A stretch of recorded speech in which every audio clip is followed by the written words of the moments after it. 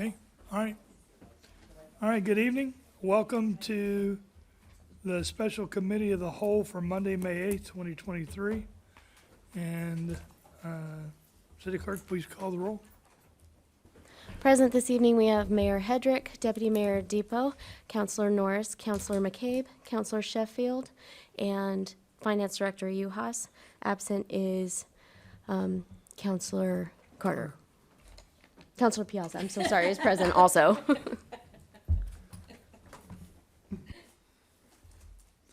Okay, so we'll start with new business. The first line item is ARPA. Is this the ARC?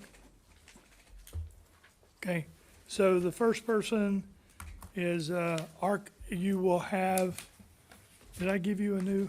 Oh, I didn't give Councilor Norris a new one. So I think everybody now has a new spreadsheet. So the ARC is asking for, where am I? $3,000, I think it is, if I remember correctly. Okay. And with that, I will turn it over to you. I'll let you introduce yourself and then talk about the request for the donation, what it's for, what it'll be used for, that kind of thing. Please. Okay, you have the floor. Thank you. My name is Penny Newberry. I'm the Director of Grants and Communications at the ARC Eastern Connecticut. And I think you all have a copy of our proposal, but I'll just sort of sum it up in case you don't know about us. We're the local chapter of the national agency that provides supports and services for people with intellectual and developmental disabilities. And we cover all of Eastern Connecticut from East Lyme up to Union.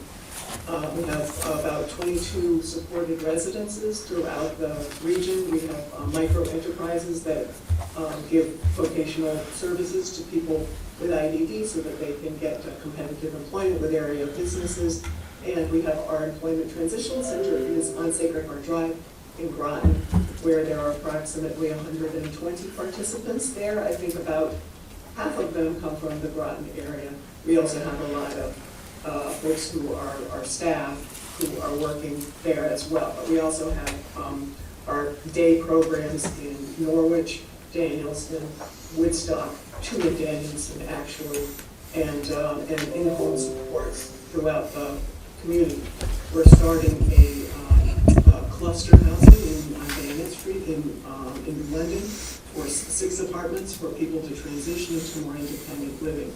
We merged in 2019 with the ARC Quinebaug Valley, that merged with the ARC New London County, which is probably what you've heard us as. And with that, our expansion kind of was a little frightening because we cover so much area. We're the largest ARC in the state now, as far as our geography goes. And the amount of facilities we have and the amount of transportation we do. We have a fleet of about 87 vehicles, and they're going all over the place all at once because we do door-to-door transportation. Our residences come to day program, and other people from the community come to our day facilities. So what we decided to do, the board got together and did an extensive search of a consultant who could do a facility needs assessment survey to make sure that we were serving everybody with IDD in the community in the most efficient way and making sure that our positions physically and programmatically were correct based on our new merge and all of the things we had, all of the buildings and all the programs. That's going on still. It's, I think that when I wrote the application back in 2021, our costs were estimated to be about $68,000. They've since kind of increased because we've done more surveys and studies of our participants and their families and also our team members.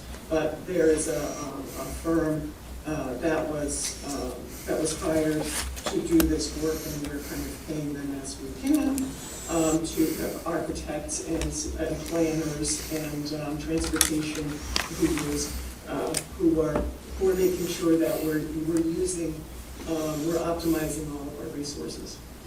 And so we would like all the towns to help us with this new configuration, if that's what is decided, so that we can really optimize services for people with IDD. And that. If you have any questions, I'd be happy to answer them. Okay, thank you. We'll open it up for, open the floor for discussion. Council. Deputy Mayor Depot. Thank you, Mayor. Well, first, I just want to say the application is for $3,000, which is, to me, it's a small amount of our ARPA funds. I think it's a reasonable request from, a community asset. A couple questions I have. You mentioned that you are requesting funds from multiple towns and cities. Have you already gotten approved ARPA funds from some of them? Because I know, we're kind of doing this process to approve everything kind of at the same time. So we've taken a bit longer than some places to approve money. And so I was just wondering which towns have you applied for and which ones have already granted you some funds? Well, you're right on time, because there's still time. We've received funds from East Line and from the town of Groton. I can tell you how much we got. Oh, sure, that'd be great. The town gave us $10,000, and East Line, bless their hearts, gave us $1,500. No, they gave us $2,000, I'm sorry. Thank you. Anyone else? Councilor Sheffield. Thank you for coming. My brother was part of this program for many years, and he certainly utilized those services as far as door-to-door, picking them up from home, going to various events, as well as to employment. So I know the exact importance of this program. So thank you, and I am certainly supportive of whatever we can do here for the council to donate to this cause. So don't hesitate to ask us again if there's something you might be short, financially on that you want a special, a project to be done for the ARC. So thank you again. Yep. Anyone? Councilor Piazza. Thank you, Mayor. I just wanted to also say, as I used to work for the state of Connecticut in DDS and was involved in the collaborative meetings and did go to Norwich. Beautiful people, and the collaborative meetings were wonderful, and I like how they really included the guardians and everybody's take on the individual. So I want to thank you for that. It's really a great program. I've been to the one also out in Danielson. That one was briefly, but many meetings over in Norwich. So I want to appreciate and say thank you to all who are involved and all those who care for our community. I really appreciate that. Councilor Norris. Thank you, Your Honor. Great program. Love what you guys do. What exactly is the project that we're talking about? The project is a facilities study that includes not only the physical locations, figuring out where they are in relation to the people we support and the people we hope to support in the future who don't have access or who aren't affiliated with DDS, although some of our, the Department of Developmental Services, although some of our programs, our community life and advocacy program is open to everybody with IDD. You don't have to be affiliated with that agency, although they do, they're our conduit for most of the folks that we have. And we serve about 750 people and their families right now. So what the project is we want to get an answer as to where we should be physically and programmatically in order to support both the people that we have now throughout, up and down and all across eastern Connecticut, so that people can get to our services easily. Our staff is comfortable with where they're going. That there's not a lot of that we can combine groups so that people get to know each other. Folks with IDD can meet their peers from the south to the north and vice versa, with a minimum amount of traveling and logistical bars that may occur, as you know, in eastern Connecticut. And we also want to know about the services that we are providing, which is why we added on another portion to this survey that talks about, what we can do better and what kind of supports that people and families need or are missing. Thank you. Will you be doing this assessment in-house or seeking contract? Oh, it's a consultant. This was like a 1.5 year long process of trying to find the appropriate firm. And it has started. We have a contractor, a consultant. It's a group of them because each of them has a specialty. And I think the one we chose, I wasn't on the committee that chose the consultant. I think they're from Boston.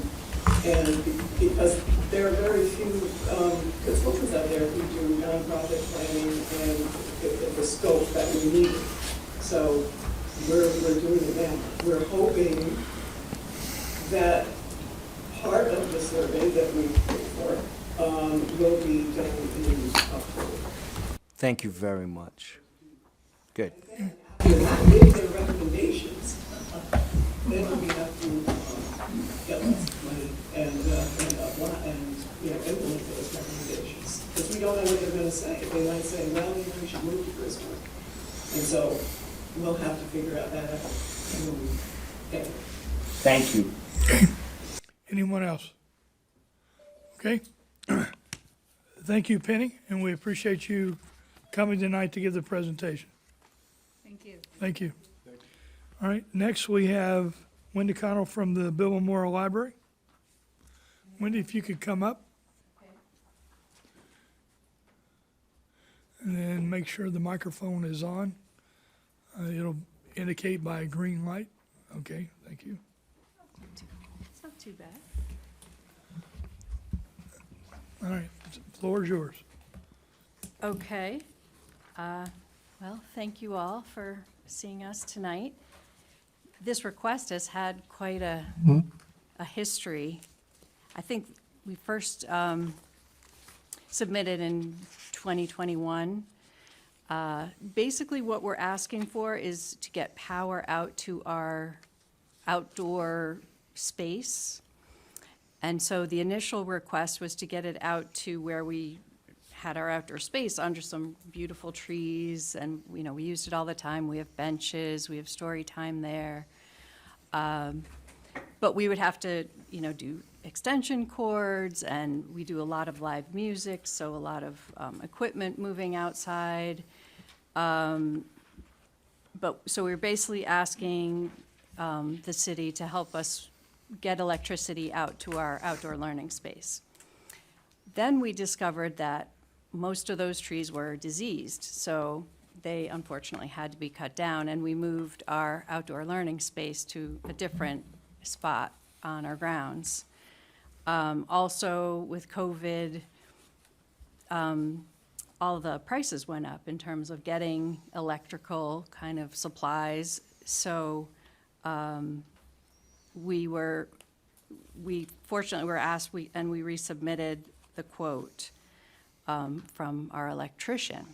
So then, in the meantime, we have, we hired, is it okay if I stand? Can you hear me? Okay. We hired a landscape architect to take a look at our grounds and where this outdoor learning space really should be. And he came up with some really nice designs. But we're still kind of finalizing this. This one would take into account getting a land swap from the town, because really this is the portion that we own. Will that stay there? I guess this is the design with the portion that we own. That's the school there. Everybody thinks that's the school property, but the library actually owns this parcel. And the town, we've been kind of going back and forth and with Thayer Mahan about swapping this parcel for this parcel. So this first design that I showed you has that with the land swap. And basically, like, here's the pavilion. We've asked the landscape architect if this is the plan we're going with, to move that kind of closer to the building. And if this is the design, then the pavilion is here, where we would need power. Okay, So we're still, in process in terms of which design we're gonna go with. perfect. Questions or comment from the council? Deputy Mayor Depot, and then I'll come to you, Councilor Sheffield. So the ask is still the same, even though you are kind of gearing it a little bit different than originally intended. Yes. So the ask is the same amount of money. Yes. 25,000 is what the original ask was, yes. And I believe the contract on that school has now completely fallen through. Yes. Have you been in discussions at all since then regarding the land swap outside, like before they sell that now, or, because now they don't have a contract? Right. So we are in talks with the town. I mean, I guess it isn't formally moving forward quite yet. But either way, whether you get the land swap or not, you're going to move forward with a plan to do a pavilion and put that in Exactly. place. Yes. And have you applied for ARPA funds from the town as well, or just the city? We did apply to the town, but that was for something different. We're getting fiber cable to the fiber internet to the building, to the library. And so we needed upgrades and equipment for that. And did they already award that? Yes, they did. And what was that amount? 23,000.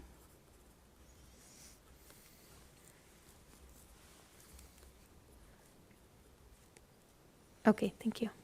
Councilor Sheffield? For either plan, is the cost going to be equal for each, whatever design you choose, or? In terms of getting the power Yeah. out to the pavilions, I haven't asked our electrician. I feel like I keep getting him back. A lot of our contractors will only quote like 15-day kind of increments, because things are still so volatile in terms of costs that I haven't had him price out those two options. Okay. But the quote that we have, it's already, so it was in August, it's going on a year. Costs are not going down.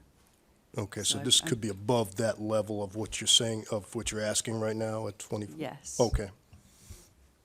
Councilor Norris? So is this quote for design number 1 or design number 2? The, Well, it was design A, which was when we still had our space under the trees, and then the Yep. trees got cut down, so then we moved it, and now we're looking at these possibilities. And we're not sure which way we're gonna go. We just know we need an outdoor learning space with a pavilion, and we're moving forward, looking at grants sure. to make that happen. I only ask because I would assume the further they have to trench and do Yes. conduit, the price goes up, so. Exactly. Okay, anything else? Anyone else? Okay, that's it. Thank you, Wendy. Penny, I probably should have said, if you want to log off, you can. No decision will be made regarding the contribution tonight, so I apologize if I've delayed and held you up, but it will be coming to the council. Council's going to be reviewing it, and then someone from my office will eventually let you know. Okay, Okay? thank you very much. Thank you. All right. Next is the Small Business Grant Program. That'll be, Sierra will start out, and that amount is $100,000. Hi, Tasha. I'm actually going to give you the availability to share your screen. That way you have the controls.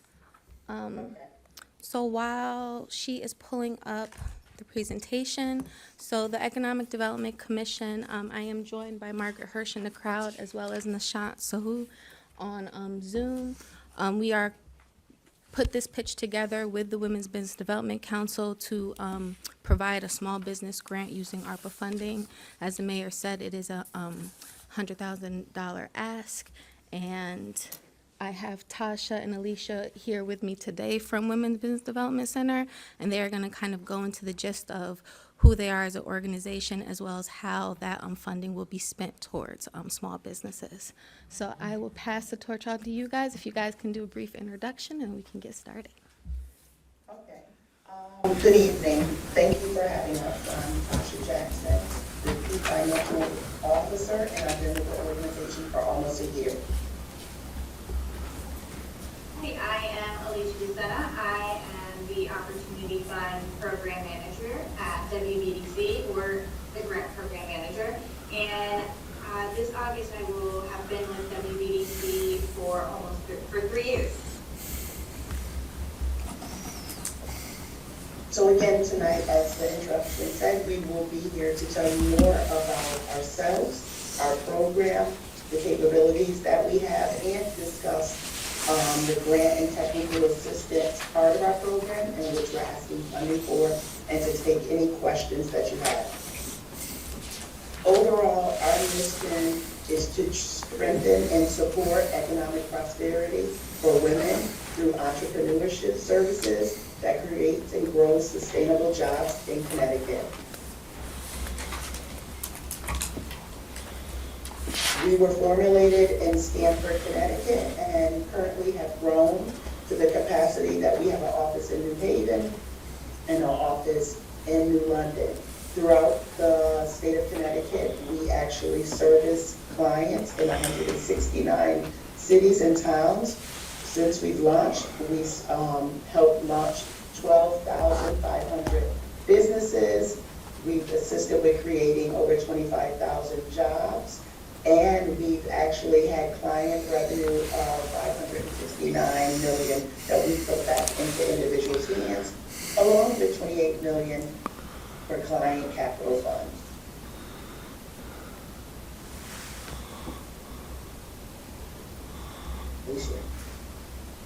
Okay. So WBDC has a track of serving businesses in the city of Groton. In the last 5 years, we have serviced 76 clients, 72% of which were from lower to middle income, and then 27% of our clients were from different racial and ethnic backgrounds. We have provided one of our child care grants to a child care center in Groton, totaling $24,515. Our proposal will be to commit and provide technical assistance to Groton businesses and award $70,000 in grants to at least 7 small businesses owned by men or women. And then WBDC will contribute $10,000 to the grant pool for 1 grant as well, totaling $80,000 towards 8 small businesses. So we serve all stages of business in Connecticut from different demographic groups. 42% of those businesses are established businesses or businesses that have been in existence for 2 years, while the majority of the businesses that we serve are those who are in like the emerging, pre-venture stage, pre-idea stage. Across the organization, we support 48% of minority-owned enterprises, and then 61% of those are from low to moderate income. So what we do and what we want to bring to Groton, these are WBDC's 4 pillars. The first is education. So we do a lot of training in the form of classes, which I'll get to in a moment. One-on-one business advising, mentoring, and other kind of like workshops that we provide to small businesses. Okay. And then our second pillar is investment, in which we invest back into the clients that we help, and that can be through grants and the technical assistance through our Opportunity Fund, which is child care grants, and then our other small business grants. we also like to cultivate relationships. So a lot of that is through networking and workshops that we like to put on. Obviously, because of the pandemic, those were on hold, but you know, as now the pandemic has been kind of like officially named as over, you know, we are starting to do more of those in-person networking events throughout Connecticut. And then lastly, we like to advocate in different forums and for different opportunities to voice the needs of the women-owned businesses in Connecticut.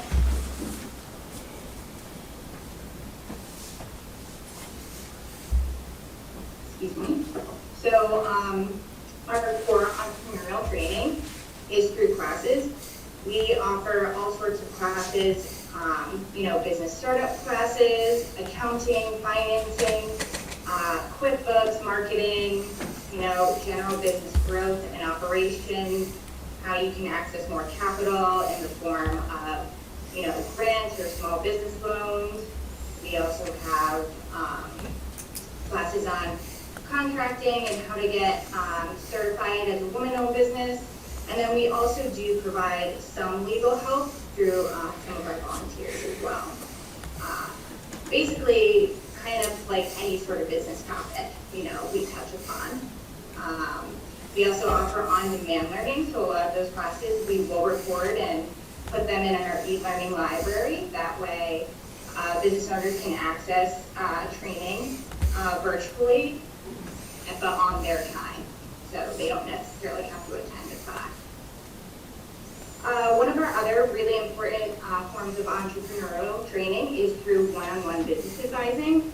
Because we are a nonprofit, business advising is one of the things that we offer at no cost. So somebody starting a business can meet with one of our advisors, talk about, you know, their idea and their next steps, as can somebody who has been in business for 20 years and maybe is looking to plan to close down their business or sell their business. So we can help through all stages. We have advisors who have a background in finance, accounting, marketing, and general business strategy. And then with mentoring, we offer one-on-one mentoring for those clients who might not necessarily be within the business advising stage, but they need a little more help, or they have like a very specific need, and we either can mentor them or set them up with a mentor who is one of our who has like a specific expertise and is one of our volunteers. So the history of success in running our grant programs. In 2020 is when we actually started our grant program. So for our Equity Invest grant, which is a program near and dear to my heart, this one was actually key because we just completed our most recent round of funding at the end of last week. So we have now given out 216 grants and distributed just shy of $2 million. And then through our child care grant program, we partnered with OEC on these grants. We've given out 439 grants, totaling $12.9 million.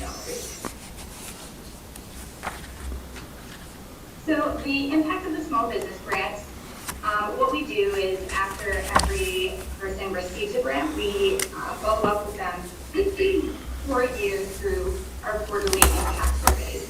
So for businesses that we have serviced for a full year, this is that data. And basically we track, you know, the progress of their grant. How did it help their business grow? And, you know, as we've seen some great numbers where 80% of our awardees or grant recipients have increased their revenues, 62% have increased their profits, and then 50% have been hired employees. So when we look at hiring employees and job creation, across 78 different companies, we have created 129 net jobs, and then 22 recipients have accessed 30 additional capital infusions totaling $1.8 million. So this would be in the form of small business grants after receiving our grant. So for, we currently have a New London Municipal grant program. that we are doing in conjunction with their economic development office. So this grant, similar $10,000 grant that they can apply for to grow their business. So these are just some of the businesses that we funded. I feel like you might be familiar with them. We have Blissworks Yoga and Healing. She's expanding her yoga studio to offer more holistic wellness therapy services. The Telegraph, Rich Martin from New London, he just expanded his whole location, and then he's also going to be printing t-shirts to expand his t-shirt line. And then we have Fit Fam, the Mayor Delgado. He also expanded his business, a huge gym, and he is adding specifically a recovery room with an ice cold plunge tub. And then we have Bayou Barbecue Grill, who is installing heating so he can expand his patio and service more, have more business during the cooler months too. So these are just some examples of, you know, the things that we will fund through our grant program for the small businesses. With our childcare program, we have serviced 1,424 clients. We've been able to help our childcare providers maintain over 31,000 slots. We've done extensive training hours, advising hours, and then we've been able to help create over 7,000 jobs. And then, you know, 43 million of that has been capital access to. So this is just an example of one of the businesses that we funded through childcare. Laura Aguadello, she came to WVDC because she had a childcare center and wanted to expand that to serve more of the age group. So with her grant, the $24,000 grant, she was able to build out that extra space and then service 10 extra slots. And as we look at this proposal, we really look at this proposal to service the city of Groton, one that will allow us to expand our technical assistance and counseling and workshops in the particular area. We will also be able to provide courses for small businesses located in Groton and really help businesses to focus on the resiliency and what they're able to do with a small business. This will also allow us to expand our micro grants that are specifically for small businesses and that will allow us to give grants to men and women in the city of Groton. Also in this regard, the delivery of our industry specific technical assistance and micro grant programs to child care providers. In that, you will see we're requesting $100,000, but in that we look at that as twofold. $70,000 of that would go directly to small businesses, and then $30,000 in the regard would help fund in the part of the small businesses and technical assistance for programs and operations. Although we're looking at this, we know that that does not cover the full cost. And then we will be putting in additional $20,000. That $20,000 will allow us to share a portion of the cost in which we are thinking about this funding for. We know with this funding, particularly, there will be about potentially 8 individuals, 8 businesses with $10,000, up to $10,000 grants that they could receive.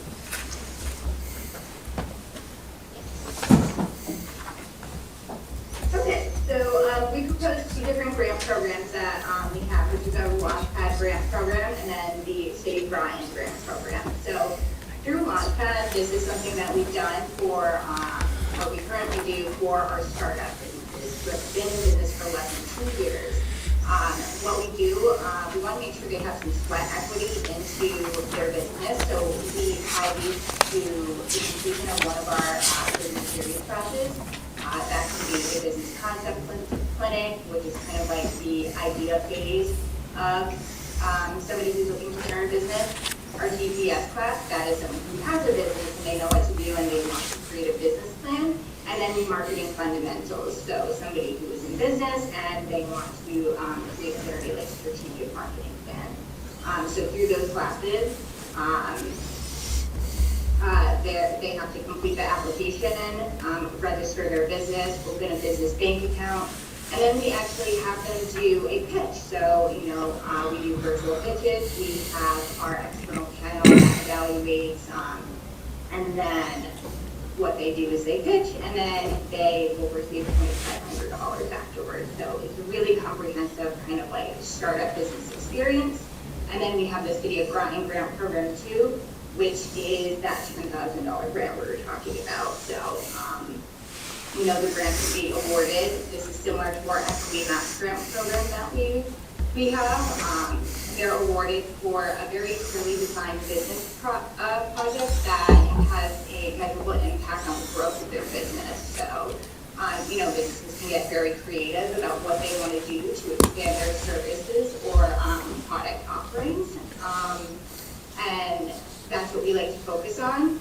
The grants, we don't want them to be used for operating expenses, such as payroll or real estate improvements. We want the project to be something that they can invest in their business or, if they're in a space that they can take with them, whether it be equipment. And then those grants range from, $25,000 to $10,000.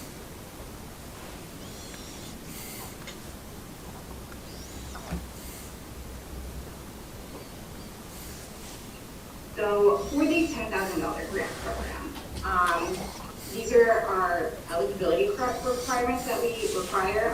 We're pretty strict on them because, make sure that somebody is actually in business and generating revenue. So one of the things is that it has to be located in Groton. If you have zoning requirements, this is something that we do with New London. We make sure, they are zoned to be doing business in the town, city. We have had times where people apply for the grant, and they could be a home-based business, and they didn't know that they need to be zoned to be doing business there. So that's one thing that's good because then the business is able to get properly zoned, and it's not too much of a hassle. One other requirement is that in the last year, we want to see that they've generated at least $25,000 in revenue and less than $2 million. So this grant really focuses on those small micro businesses. They should be in business for at least 2 years. We have grant programs and like this one is where they only have to be in business for at least 1 year. Another requirement is that it has to be headquartered in Connecticut, registered in Connecticut, and owned by a Connecticut resident. This is just because, a lot of this is state money or, federal money, so we want to make sure that it's going to businesses in Connecticut specifically. Those businesses should also be in good standing with Connecticut DRS. We want to make sure that everybody is paid up on their taxes and not owing money, especially if we are going to give them state money. Businesses should have an established business bank account. This is kind of just like a good housekeeping thing that we like to stress, as we don't want the business owners commingling their funds with their personal funds. When we did a lot of like PPP and EIDL support, a lot of reasons why people were having a hard time getting their PPP funding is because bank accounts were commingled. And then we like to see that they're utilizing some sort of digital bookkeeping system, so they know that the business is tracking their expenses. If they're not specifically doing it, it is okay if they have a bookkeeper or accounting doing it. And then, the business should be a for-profit business. We just did this because, small businesses do not get access to a lot of funding compared to nonprofit organizations. And lastly, the business should be owned by someone who's at least 18 years old. So for the types of technical assistance that we provide, really they get technical assistance at all stages of the grant process. For application support specifically, we hold information sessions to explain the grants. You know, some of the items that I just explained to you about eligibility, the types of documentation that we're looking for, you know, the questions that they can expect, and like what we expect for the answers, and just helping the businesses tailor their ask to support their application. So they can also do one-on-one business advising to help prepare their grant application before they're submitted, and have that advisor look at it to see, you know, if it's good. And then for Launchpad, you know, those applicants would be in the class, so it's very tailored, like one-on-one small group support, and then business advising.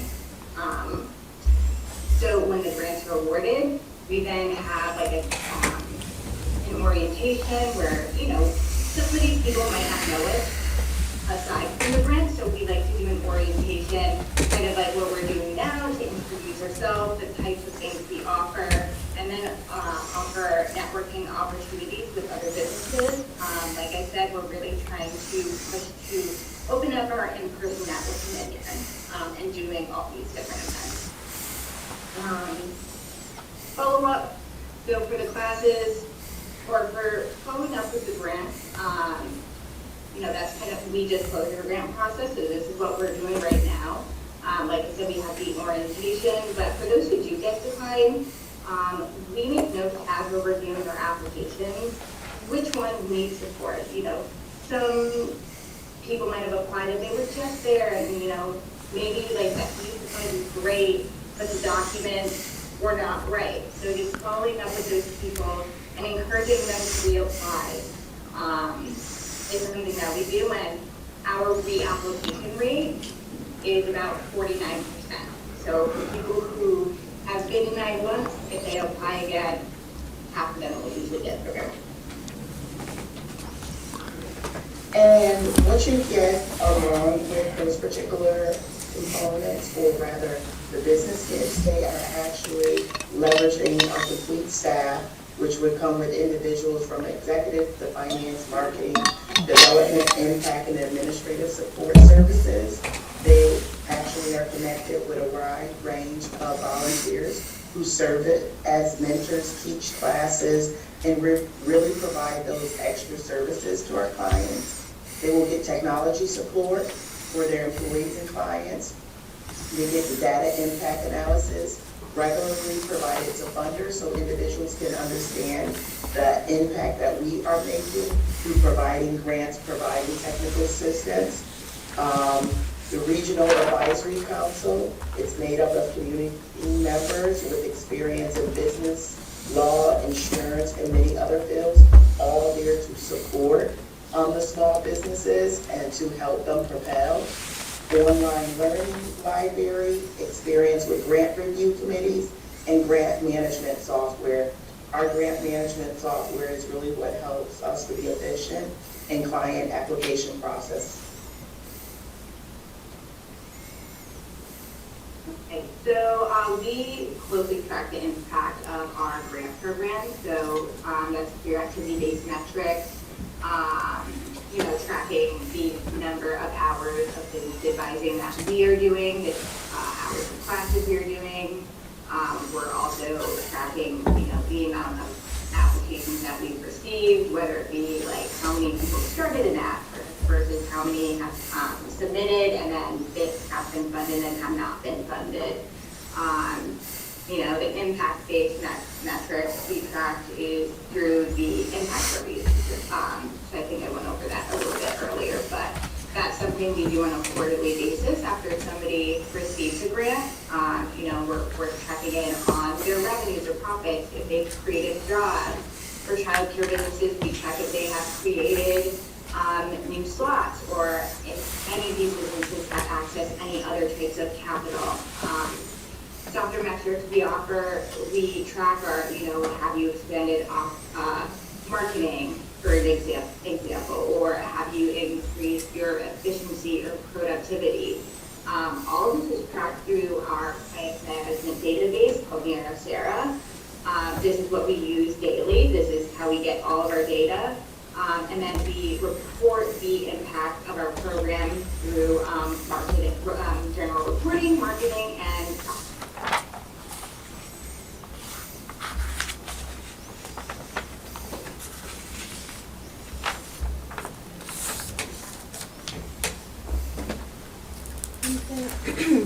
Thank you guys for your time. Sorry for the length of the presentation, but we wanted to make sure we gave you a thorough assessment of exactly all their services and how they would apply it to this grant program, as well as how they would be working with the businesses and all their reporting. So you're open for Okay, questions. with that, I'll open it up to the council. Councilor McCabe? Yeah, my question is, for the money that the city of Groton would put in towards these grants, would they come back to the city residents or businesses in the city directly? Mm-hmm.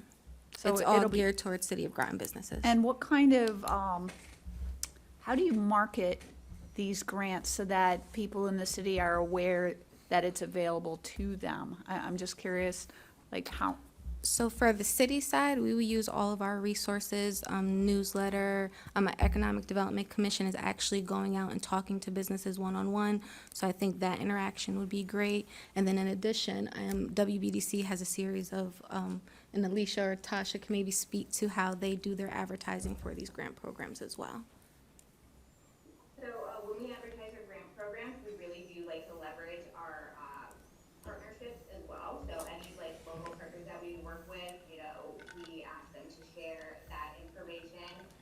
In London, we've even gone as far as just like door knocking, like going into businesses and telling them about the grant programs, you know, seeing what kind of services they need, what kind of support they need, and then just leveraging our, you know, our networks and media as well. We do a lot of social media. We have a great marketing department that pushes all that out. You know, we make postcards and we send them as well. That's like something we've done in New London. And then even, you know, we have a good relationship with the Day. So, you know, with specific events that we might hold that we will invite the Day to or any other newspaper so that they can amplify the grant program. thank you. Any other questions or comments? Councilor Sheffield? For startup businesses, would you start probably with 2,500 as far as someone that doesn't have a business background, that isn't experienced in running a business, with a grant of 2,500? Is that something for a complete startup from scratch? Is that something you advertise to somebody who's looking to just get going?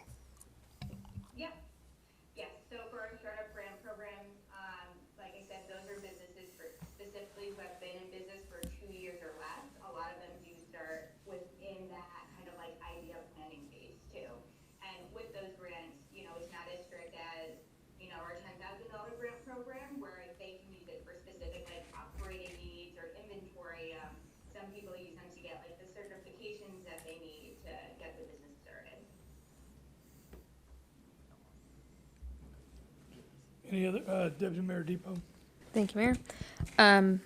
So I originally, well, first, your presentation was really great. The PowerPoint had answered a lot of the questions that I would have had already, so,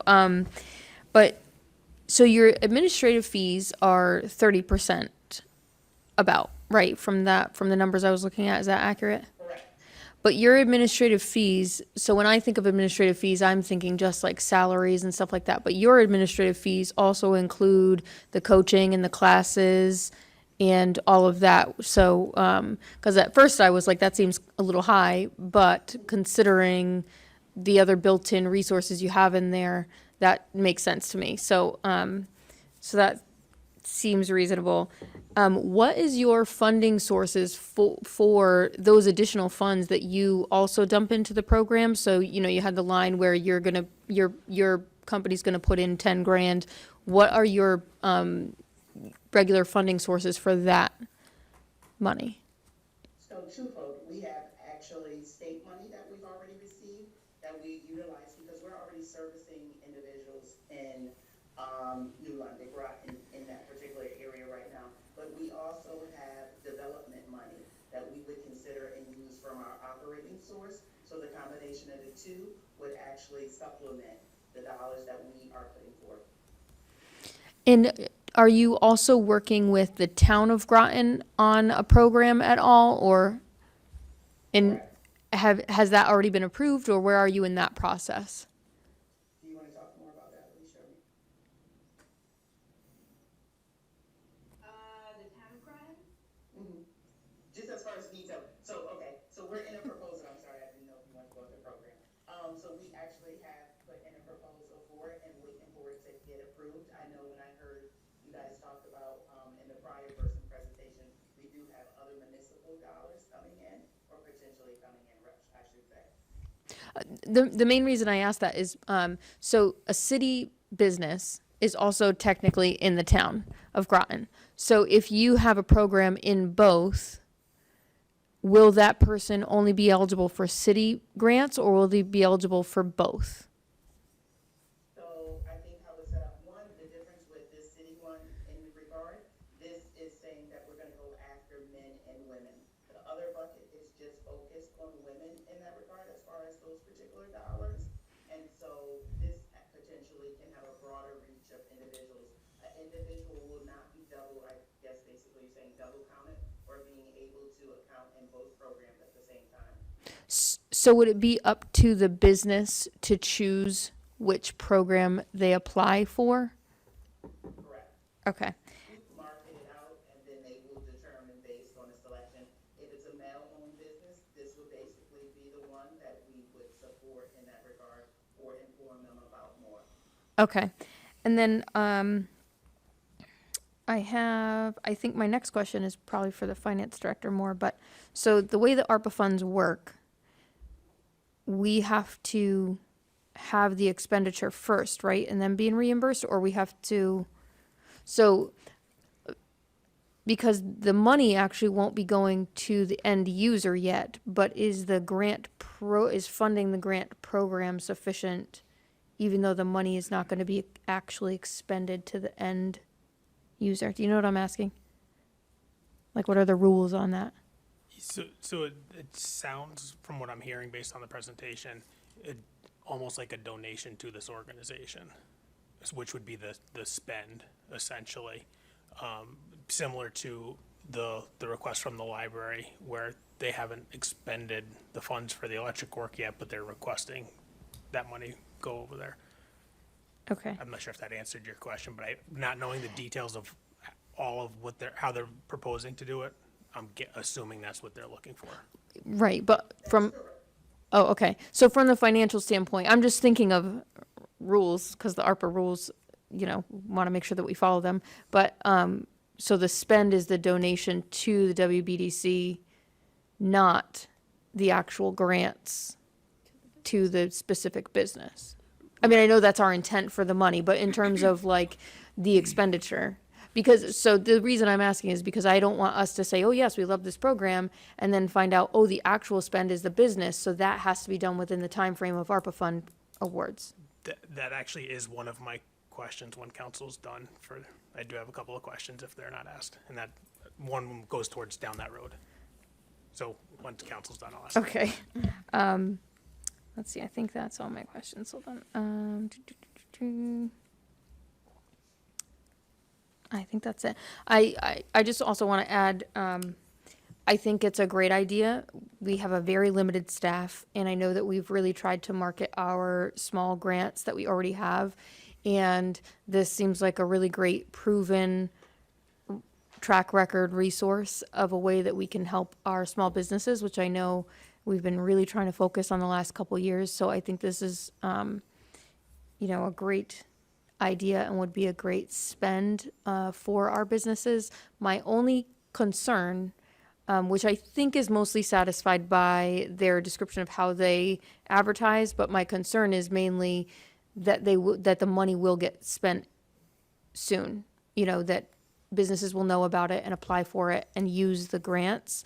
Because I know in the beginning of I think our facade improvement grant and stuff, we've had trouble, not trouble, but, you know, it's been slower than we anticipated, partly due to COVID, I'm sure. But getting that off the ground and getting those funds in the hands of the people that need them. But I feel from the presentation, I feel like, you know, they're on top of that. So that's all. Okay, any other counselors? Okay, Ron? So just a couple, this kind of goes off the deputy's question. What happens if the grant money is not expended during that period? What happens with that funds? Are they returned back to the city at some point, or do those get used for something else, or does it carry on as a city program for 20 years?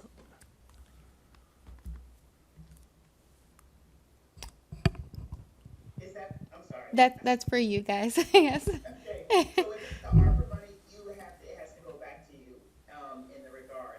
I wasn't sure if you were directing that internally. So it would be, if we're not able to award these particular grants to individuals in that time fund, we would give it back to you. I believe you have to then give it back to the, state. So that's kind of where this is going, is that if we have to earmark the monies by 2024 and then spend by 2026. So if this is earmarked at December of 2024 and the grants are not expended by 2026, this money will have to go back to Right. the federal government. So Tasha, that's what we're concerned about, is that ultimately, as the awardee of the ARPA funds, we're responsible for the proper use of the funds. So you would need to award, that's not true, yes, you would need to award these by December 24 and then expend the funds by December 26. Or then they would have, well, hold on, I think I'm being corrected. The Go ahead. designation for this program is 24. They just have the grants by 26. They wouldn't have to have the grants award Right, earmarked for certain businesses by Right. 24, that this money's just earmarked at that point. right. So the money's got to be earmarked by December 2024. Correct, and I was about to say, and with that, we don't see that as a challenge to us, because we've been doing this for years. So it's not someone that's just starting the process. We already have a team of individuals that have been doing this over the years, and we're already servicing other opera dollars throughout the organization. Okay, Then go ahead. I have just two more. The next one, does the city meaning counselors or staff have any input or influence in the decision-making of the awards to the business that the grant may or may not go to? Yes, this process is going to include a review committee that will consist of City of Groton staff, WBDC, our economic development, a commissioner representative from our EDC, and we also reached out to Sector and a local bank for representation there, but we can expand that if needed. Okay. And then my final question, you had mentioned about tracking and seeing revenue growth and the metrics of it. What happens if you don't see that in a business that's awarded the grant? Is there some sort of penalty where there's a reimbursement, or is that truly just for your internal purposes and really doesn't apply to the grant from our side? That's just more for our internal purposes. You know, like I said, most businesses have seen some sort of revenue increase, but when we do see, you know, we ask them to in our survey, like, is there additional help that you need, you know, since receiving the grant? We will follow up with them specifically to see like what challenges they're facing, and then have that business advisor work one-on-one with them too, to figure out, you know, where they can go from there. But they're not penalized. Okay, thank you. Are there any other questions or comments on this program? Okay, that's it. Thank you, Tasha. Thank you, Alicia, for your presentation tonight. And we can probably close this, right? Yeah.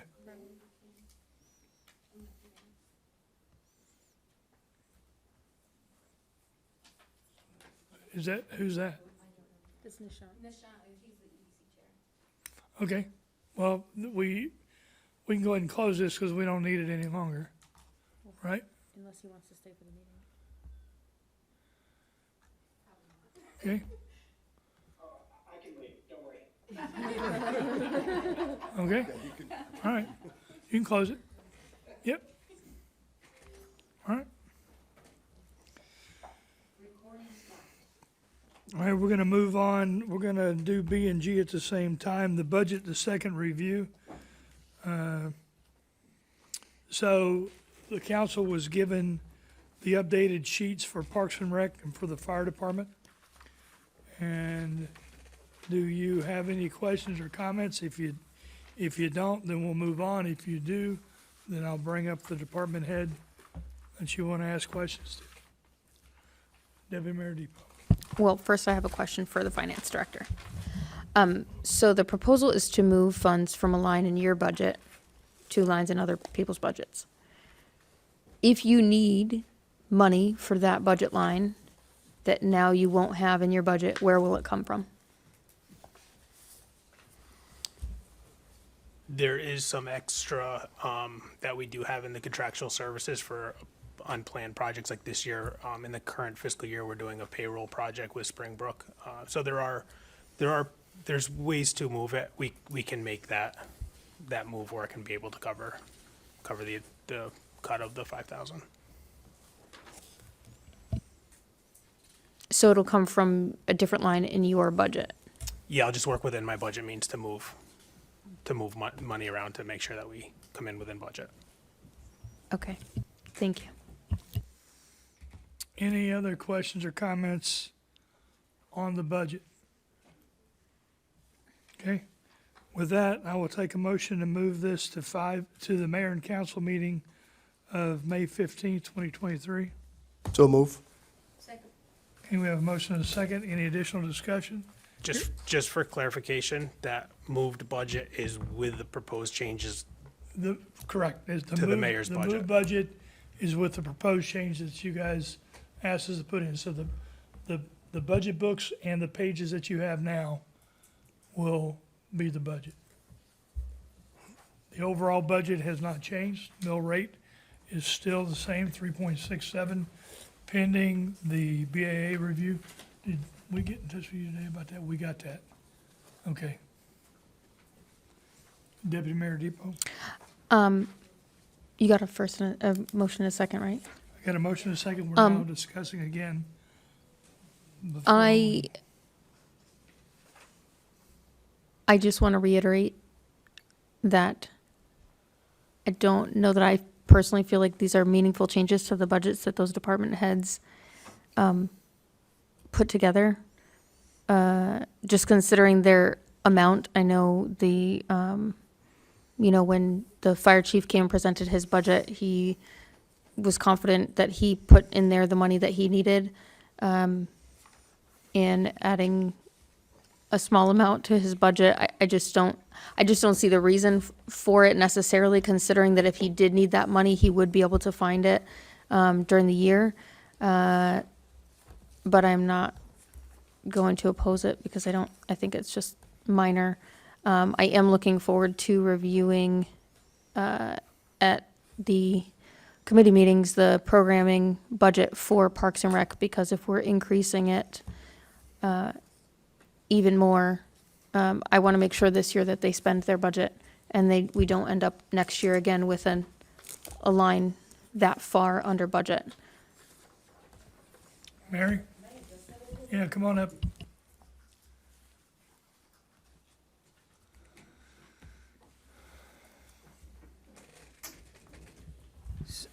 Just so an understanding with the program and events budget, there's multiple tasks there. First, $20,000 right off the top is for bus trips. Our bus trips that we do 3 in the fall and 3 in the spring.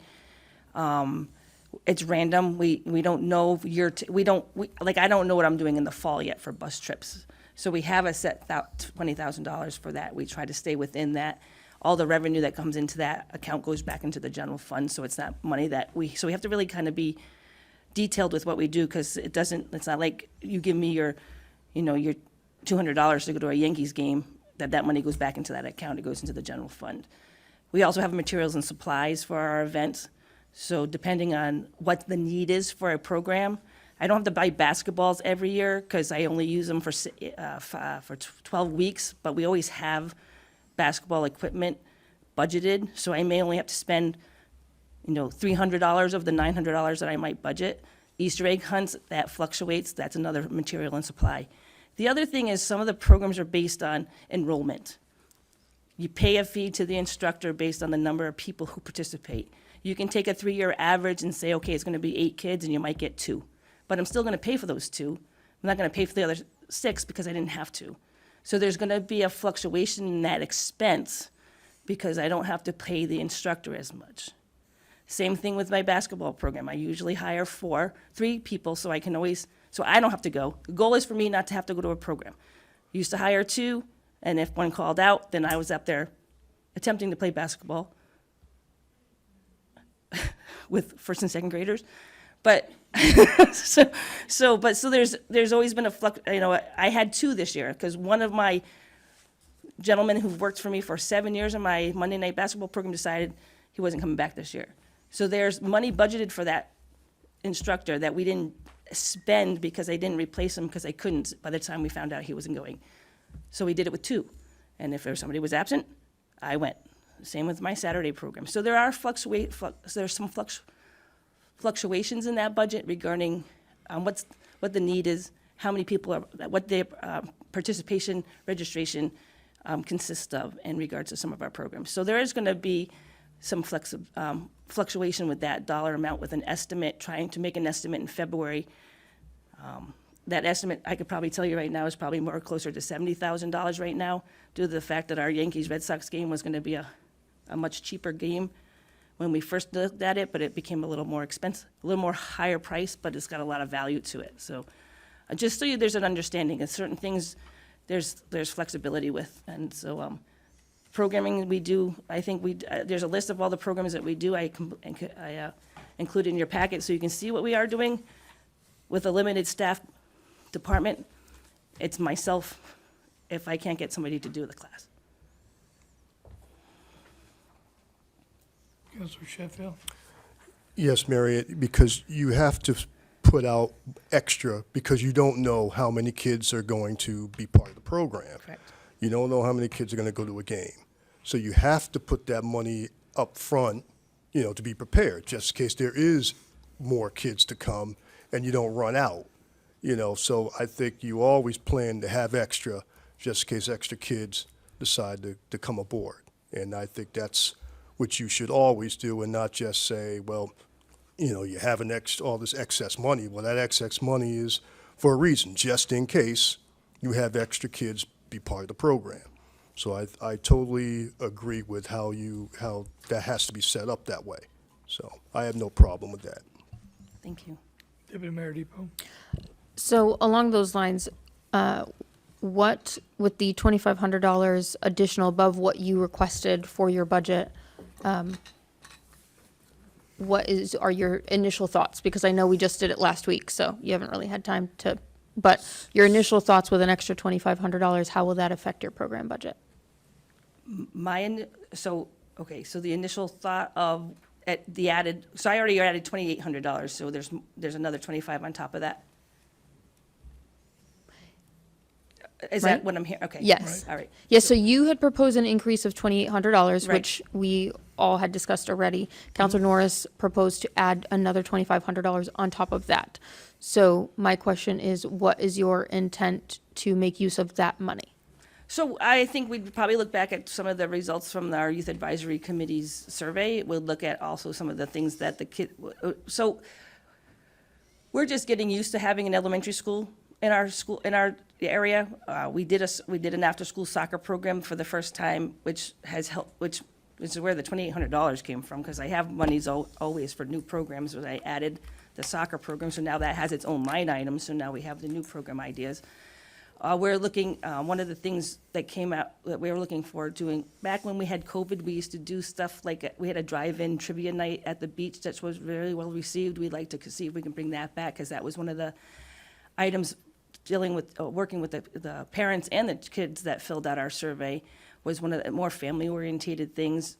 We've only budgeted for one movie night. Maybe we can, it was talked about the other, last week's meeting to maybe do a series of.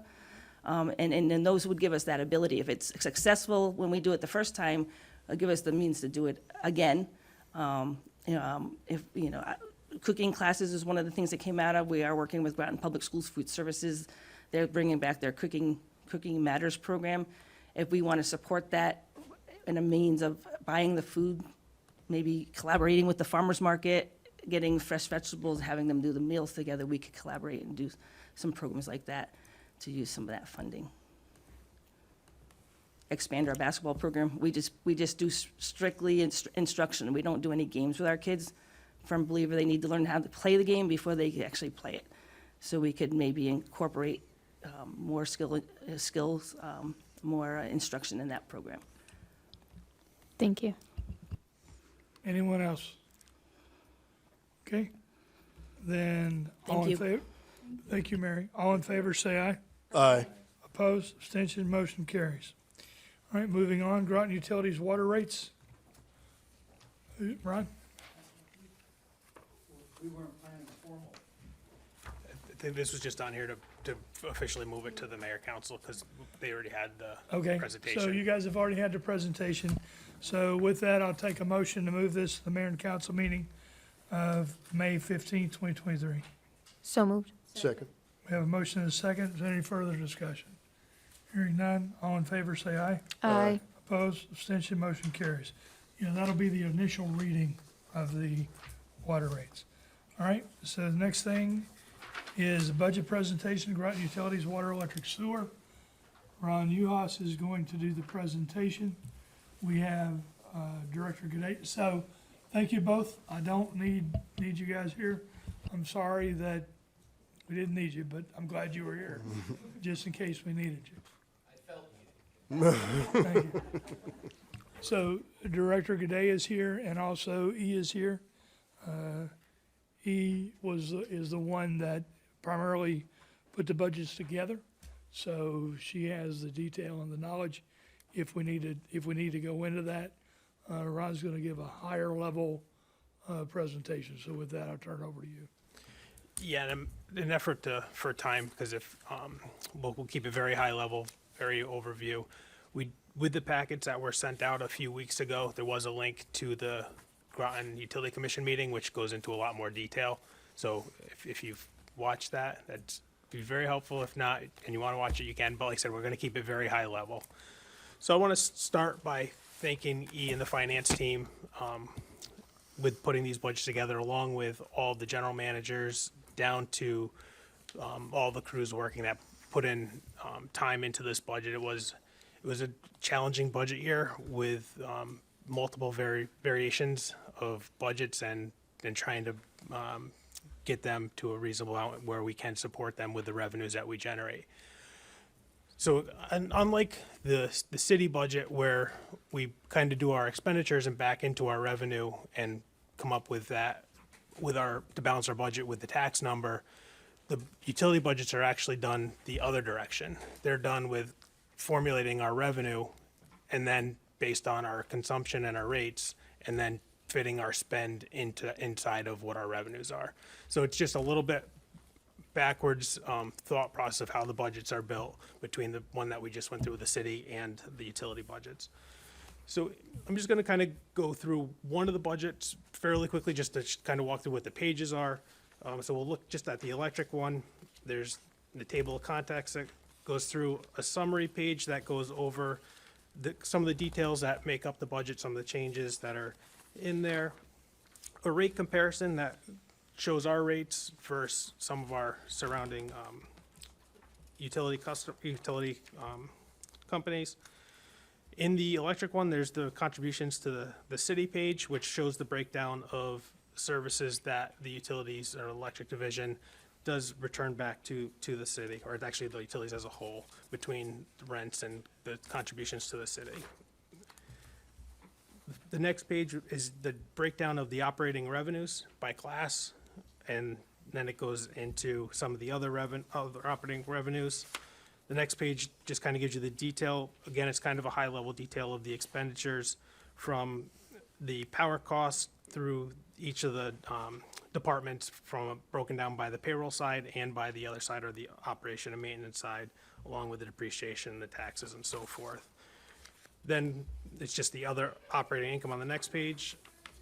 The most useful page on this, in my opinion, would be the next one, which is the pro forma. It kind of puts all of that information on one page so you can see it all right there, which also includes the cash flow on that. Finally, that has the next page has the capital projects and a list of the capital projects that are proposed for the next fiscal year. So it's the layout of all three of these budgets, from electric, water, and sewer. That's the formatting of them. So, and I'll just go through them on a, like I said, on a very, very high level. So the contribution to the city includes the transfer of the 4.1 return to the city, which there's no change from the prior year. That number stayed the same. Additional cash and non-cash contributions of 2.5 million for a total benefit to the city of 6.6 million. So just kind of an overview of what the electric, the give back to the city and the residents.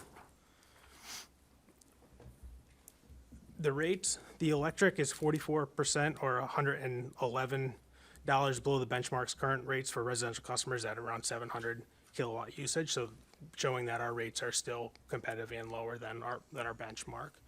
The water is 1% or 49 cents below the benchmark, with the residential customers' usage of around 500 cubic feet. And then the sewer is 36% or $21 below the benchmark for the residential customer, again, using that 500 cubic feet. As you know, most of the sewer is based off the water usage, the same meter, so that's why those numbers are the same.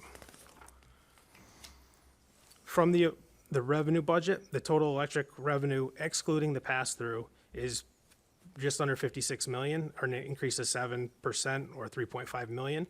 This is made up of an increase in the consumption. The way that the revenues are derived is historical data from the previous year, and then any known or potential changes that we're aware of in either direction, whether we know of a large customer going up and or a large customer going down.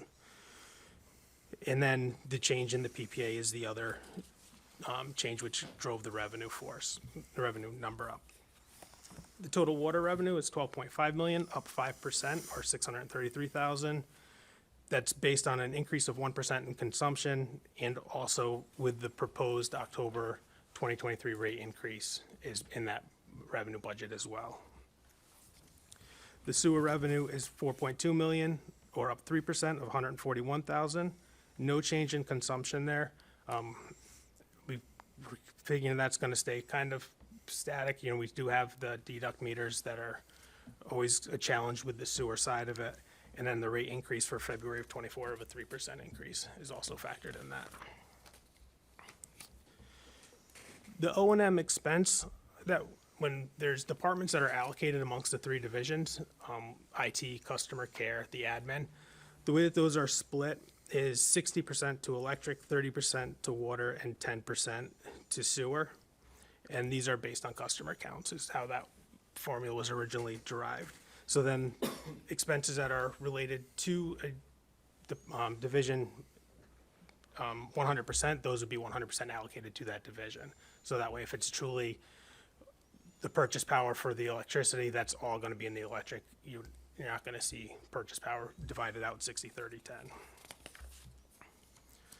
The changes in the O&M expense budgets for the electric, there's the O&M expense budget for electric is 17 million, an increase of 2%.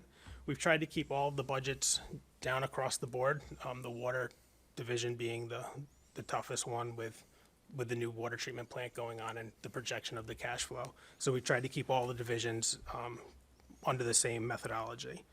So there's a 2% increase there. The labor increase was 1% increase, or 5.1 million, which is based on standard increases. Was a $46,000 change. The bigger change there was on the non-labor expense side of 11.2 million. It was up 2% or 269,000. Tree trimming being a big piece of that, the maps and records, and then there was an increase in the benefit across, which you saw on the city side as well. And the finance software potentially going to the clouding was in there as well as a project. On the water side, the O&M expense budget's 9.6 million, or up 8%, or 676,000. This is the one that caught us a little off guard. The labor was the norm. It's down 1.6%, or 60,000. That was based on the reduction of FTE. However, on the non-labor expense side, which is 6 million, it was up 14%, or 735,000. And the biggest piece of that was the increase in chemical costs that we're seeing there, and also electric costs, because the water division does pay the electric division for the electricity use. So with the new water treatment plant and the increase in the electric cost, there was an increase in the budget there, along with some other increases in the purification and some pumping equipment. On the sewer side, the O&M budget's 3.4 million, which is a 5% increase, or 153,000. The labor expense is 1.4 million, up 4%, or $4,000. Again, standard increases, and then there's a little bit of reclass between water labor and sewer labor, just how that allocation has worked. The non-labor expense of 2 million is up 8%, or 149,000. That, again, there was a chemical increase in the sewer, along with the sludge disposal increase, and again, the utility increases that we're seeing there. So those are the kind of the main highlight changes between the three divisions on the O&M side of it.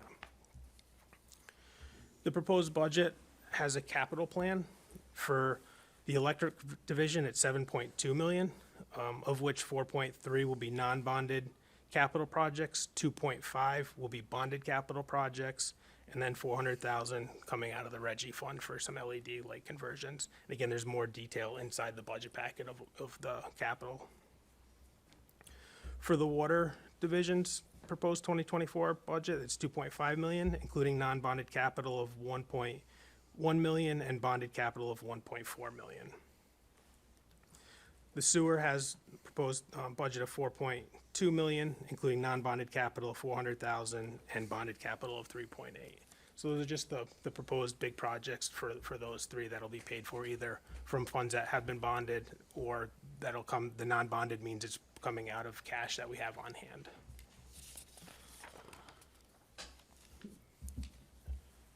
Again, in these budgets, they are all self-sufficient budgets, so they pay all of their expenses, so they also cover their own debt load. So their debt service payments for the electric division, for the proposed, that's what would be proposed, is our debt payments for 2024 will be 5.2 million, of which 3.9 is principal and 1.4 is interest. The water division's 3.9 million, 2.8 of principal and 1.1 of interest, and then the sewer is 966,000, or 575,000 of principal and 391,000 in interest. So those are just our debt service as it is right now, the payments that we have.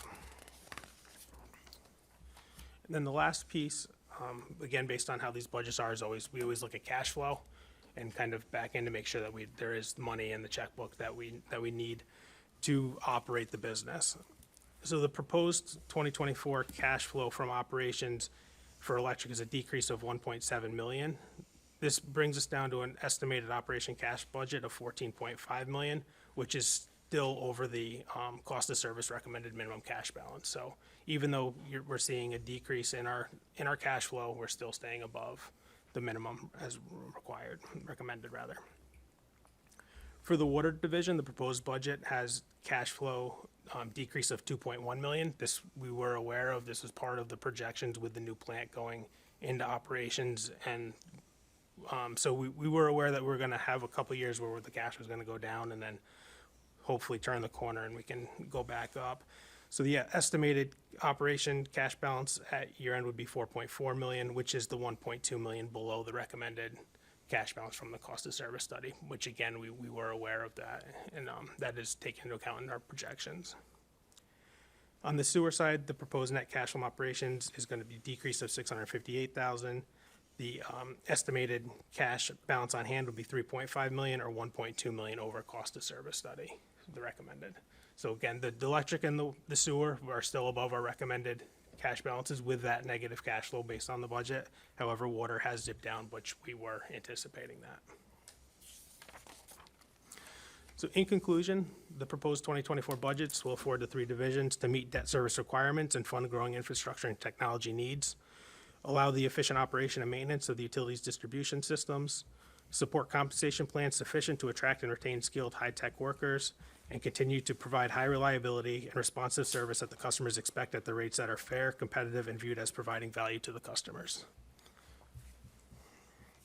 Okay, questions or comments on water, electric, or sewer?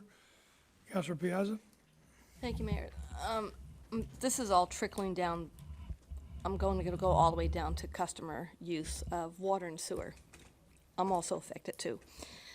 I just have seen, living in the city of Groton, that it's just continuously gone up. I'm not sure if I heard you correctly. It appeared that the rates were going up, and I'm just bottom lining this if I understood it right, due to the function of the water treatment plant, that there was more that needed to be done, therefore the increased rates are for the spread of the functioning of the water treatment plant, not, excuse me, not necessarily for increased use by customers, but more for increasing maybe efficiency in the water treatment plant. Am I getting that right? So it was based on the water treatment plant upgrade that was done a few years back. It was just completed last January. It was completed. So we have the debt or the loan that we need to pay back to the state of Connecticut, the state drinking water revolving loan fund that we need to pay back. So this was actually projected prior to even doing that plan. David Clark, the previous GM of Utilities Finance, had projected that out, that we were going to see this. So the But that's debt what's driving. service is what's driving this budget. We knew back in the very beginning that this was going to be an issue, and what we did was we started with increases of 4% on water so that we wouldn't get rate shock at this point and have to do a 20% increase. So we were doing steady, and you'll notice on the upcoming water, it's 554 because of the debt, primarily driven by the debt service on this project. It's a $54 million project.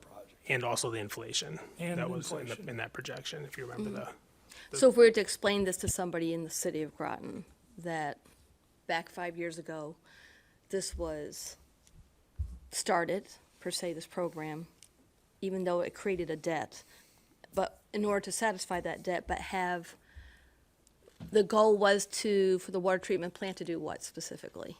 If you could just bottom line it to somebody who, if I was to explain it just in basic terms, we're doing this before, what specifically? It was a $54 million plant upgrade that was just To completed. do what for the So- Groton City resident, though? So we have a brand-new plant, $54 million plant.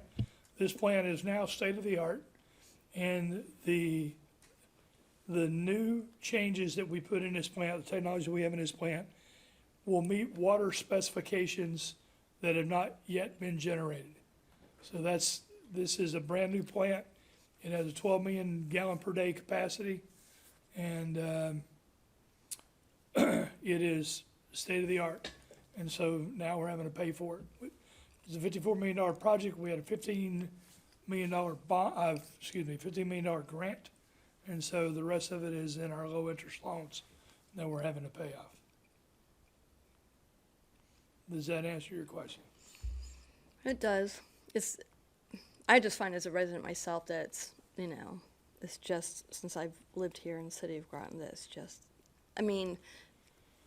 on the flip side, for a resident, and this is just even for myself, maybe it doesn't affect other people, maybe they can, but it has me significantly. I really watch water consumption, and I think about every single drop that's going down the drain that I'm recharged.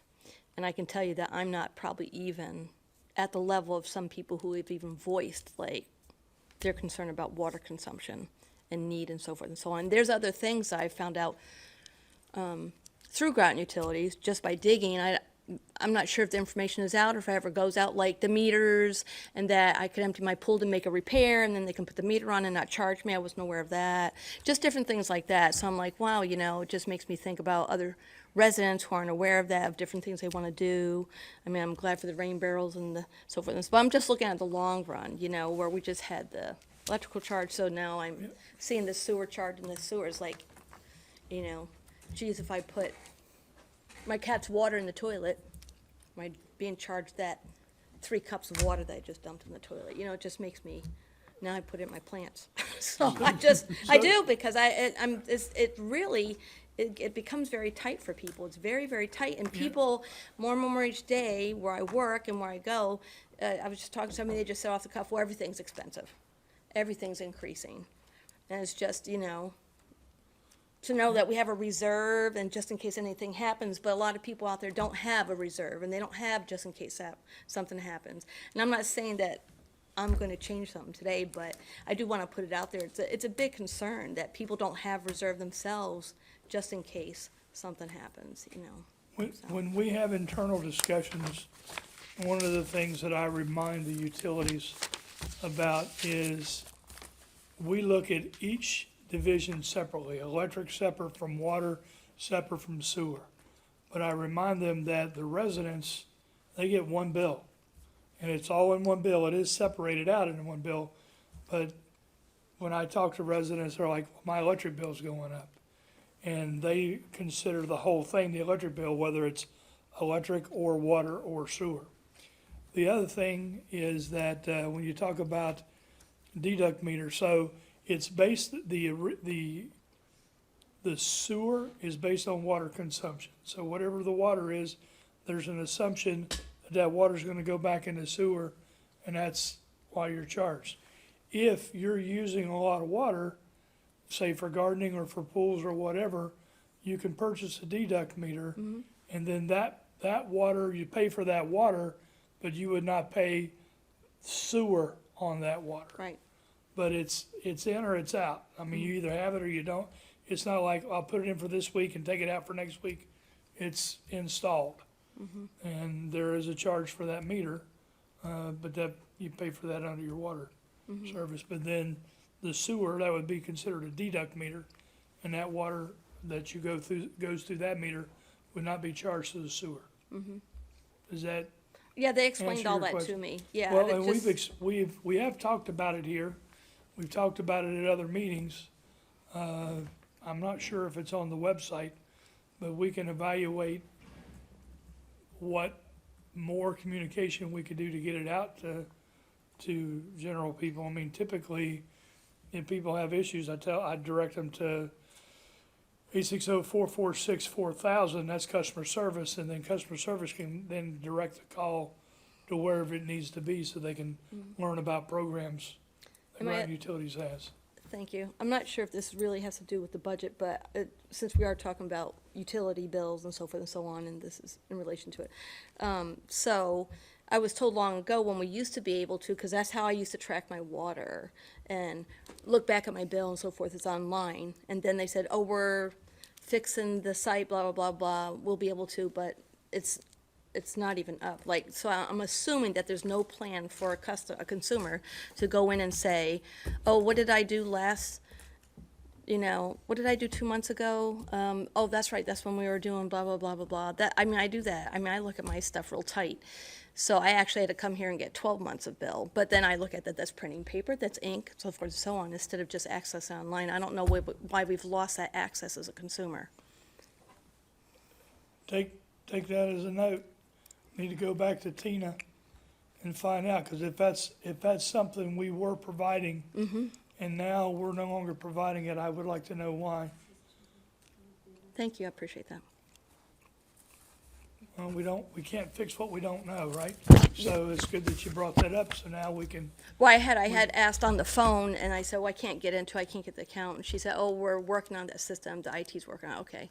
And then, so I waited about 3 or 4 months, and I still couldn't get in, so I said, do I have to set up a new account? No, I'm not even sure if we're gonna have that anymore. So then I came in here and got a year's worth of bills printed out, but I just thought that was kind of in the a future, if waste, something really. like that happens, contact me. Okay, All Right? Like I said, I can't fix what I don't know. Right, Now that I know, we'll get it fixed and we'll go on it. all right. We have to upgrade the system, and we're waiting to cloud it. But you have no proposed time. That's why I asked, is there a proposed time? Because this has probably been almost a year now. Yeah, next budget year, not in this year's budget. Wow. So we used to have access to historic data, now you cannot see that. Right, you used to be able to access your account, see what you've made, the payments you've made, or you want to look at your usage, you want, anything. You know, some people don't use it, but I use it to track myself really well. You know, in this season, this is what I'm doing, because then I actually plan how my family, when we do wash, when we do this, so forth and so on. You know, what are we doing? What can we do better? So, and then it just came to be last year that I couldn't access it, and it just started from there. So it's been almost a year now. We'll take it on. Councilor McCabe, I saw your hand first. Is that, that information on your monthly bill that you could just save when they mail it to you, or do you not get it mailed to you? No, it's mailed, but let's say I want to look at a season per se. So I don't save all my paper bills. I'll save the first 2 months and then look back on it because but it does have like what you do here and there. But then I always like, oh, did that, you know, let's say I want to do, sometimes I have a credit on my account because I pay weekly. And then maybe if I need to cut corners and I say, well, I can cut this payment, I would just automatically go in there and say, when was my last time I paid? Or what's my credit?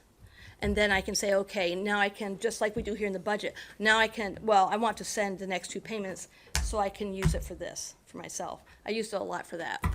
So that's how I set it up. So I did it for many different things. Okay. Deputy Mayor Depot? So just to clarify, because I agree, because I do the same thing, I actually usually look at it at the end of every year, and I also don't save my bills per month, because once I pay it, I don't save it. Right now, you can access your payment history. I just logged into mine real quick. And you can see the amount, you can see the total amount, but you cannot see the details on the bill. So I agree, and we used to be able to, so I don't quite understand why we used to be able to, and now we can't, and it costs money to go back to the way it was. That's frustrating. Thanks for that clarification. So yeah, you can access it, but right, exactly. But yeah, it doesn't show you the bill, it just shows you this was your amount due and whether or not you paid it. Sure.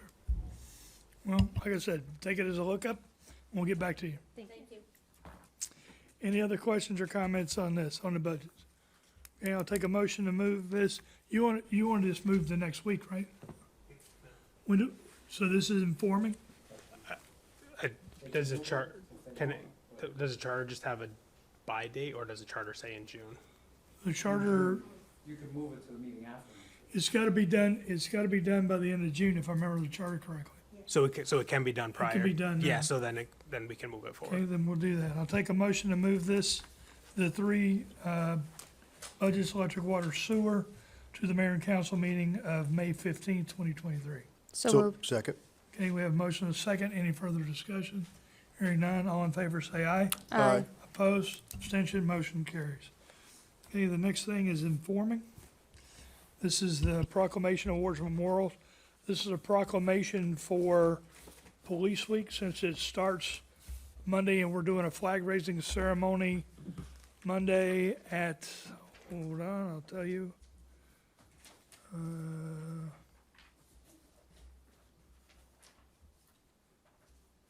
There's a flag raising ceremony at 11 o'clock here on the 15th.